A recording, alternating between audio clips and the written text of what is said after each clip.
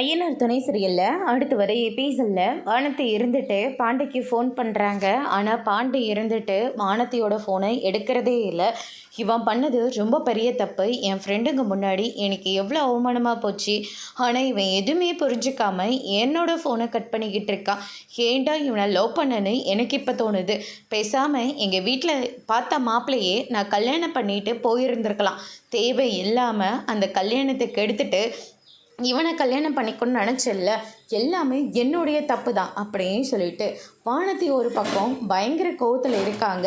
அதுக்கடுத்து தான் பார்த்தீங்கன்னா இந்த சைடு நம்ம நிலா இருந்துட்டு பாண்டியை கூப்பிட்டு வானதிக்கிட்ட நீங்கள் எந்த அளவுக்கு ஹர்ட்டாக இருக்கீங்கன்னு வானதிக்கு எடுத்து சொல்லி புரிய வைங்க. அதுக்கப்புறம் வானதியே புரிஞ்சுப்பா அப்படின்னு சொல்லிட்டு நிலா சொல்லிக்கிட்டு இருக்காங்க.